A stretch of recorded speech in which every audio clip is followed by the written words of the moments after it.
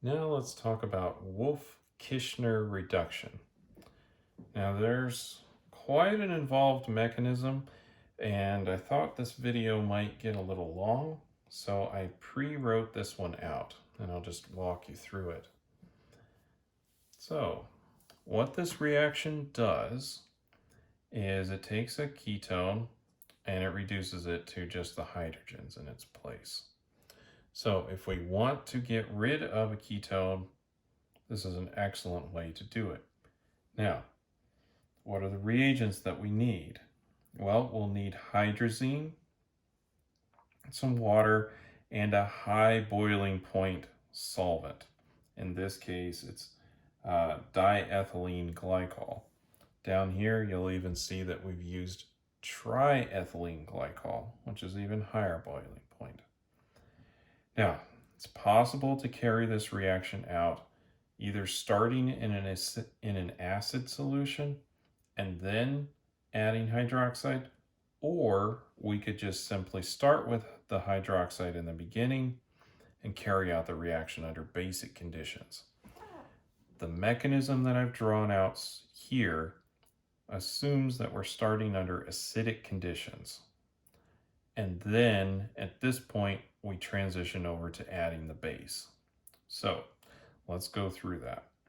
We have our hydrazine, which you should be careful with because that is actually rocket fuel. It's not the fuel that they use to actually propel the rocket from Earth up into space. It's the fuel that they use to change the orientation of the rockets, the spacecraft, during docking procedures and just alignment. So with that in mind, you want to be careful with this. All right, so we have the nitrogen attack the carbonyl. The electrons go up to the oxygen here. Then we protonate that oxygen. And in this case, we've got acetic acid. So we're using that because that's the better acid in the solution. Next, we will deprotonate one of the hydrogens on the hydrazine. And then further protonate this alcohol. From there, the alcohol can then leave right here as water. We do another deprotonation with other hydrazine or perhaps water. I think either could work. And then those electrons collapse down to form this imine. Next, we'll have to switch over to basic conditions, and under most circumstances, this hydroxide would not be able to just pull off these protons here. But this is going to be stabilized, resonance stabilized, so it's a little bit easier for that to pull off. So it's going to take one of the hydrogens off. Those electrons go on to the nitrogen there, and then we can have a negative charge. Those electrons form into there. That goes over here and puts an electron pair right on that carbon. So we've formed a double bond in between the nitrogens. And remember, we're going to make into gas here. And so ultimately we're going for a nitrogen-nitrogen triple bond, right? Because that's what is in N2. All right, once we get here, we've got some electrons on carbon. It doesn't like that, so it's going to take some away from water. And we've got water in the solution up here. So we take that, we make hydroxide, and it's okay to make hydroxide because we're in that step where we've added extra hydroxide in.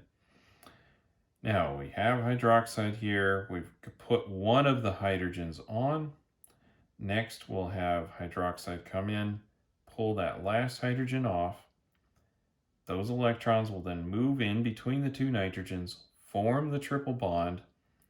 Those electrons now will end up on that carbon because there is very little leaving group that's better than nitrogen gas. In fact, it will leave your container as it bubbles out.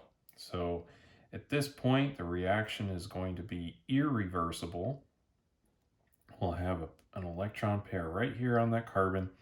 Does the same thing that we did over here, picks up another hydrogen from water, and then we make our product. And of course, the nitrogen is now bubbling out of the solution. So if you have a ketone and you'd like to remove it from your molecule, you can use this Wolff-Kishner reduction. Now, you will have to increase the temperature quite a bit, and so that's why we have these very high boiling point solvents here. And I would say it's also possible, remember, to carry this out in base, and if you do, you'll only need one step, because we won't have to start with acid and then transition over into using base. You can simply start in base and go from there.